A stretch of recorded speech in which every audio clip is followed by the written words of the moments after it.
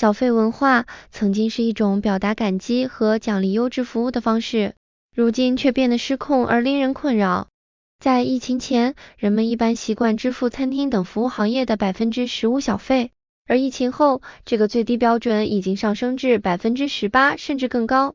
小费原本应该是一种自愿行为，却变成了一种社交压力，有时甚至带有不良的 PUA 形式。小费文化的失控问题显而易见，如果你不给小费或者给的不够，就好像你犯了不可饶恕的罪行一样，有时甚至会被追着赶出餐厅，要求补足小费。这种高昂的小费标准使得许多人选择在家里自己做饭，而不在外卖或堂食，甚至购买一杯奶茶都可能被要求支付小费。最近，洛杉矶的一家餐厅引起了广泛关注，因为他们采取了一项新的举措，向顾客额外收取4%的费用，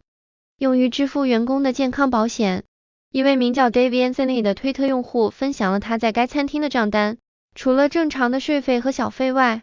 还额外列出了4%的服务费，这笔费用将用于员工的健康保险。这张账单上明确写着，每笔账单将额外收取4%的服务费，以支持我们为员工提供健康保险。如果您不愿意支付这项费用，请随时告知服务员。感谢您与我们一同用餐。不仅如此，位于马里兰州的一家苹果工会商店也计划推出一套新的小费系统，让顾客在店内使用信用卡付款时，可以选择额外支付3%、5%或自定义金额的小费。这个新举措引发了对小费文化和雇员福利的讨论，值得我们深入思考。在美国，小费文化尤为盛行，去餐厅、理发店、外卖送餐、Uber 等地方，至少要支付15%到20%不等的小费，而高级餐厅则要求更多，高达25%以上。此外，疫情后出现的大屏幕电子刷卡机更加突出了支付小费的问题。这些机器清晰地显示了你应该支付的小费金额，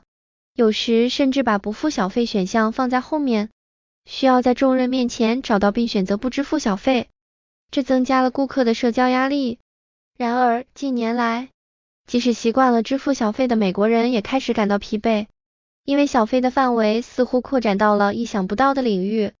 例如，是否应该在外卖自取时支付小费？如果服务未完成，手机掉了，是否还要支付小费？这种情况导致了一种被戏称为 tipulation 的现象，意思是在日常生活中，你几乎要在所有情境和与所有人之间支付小费。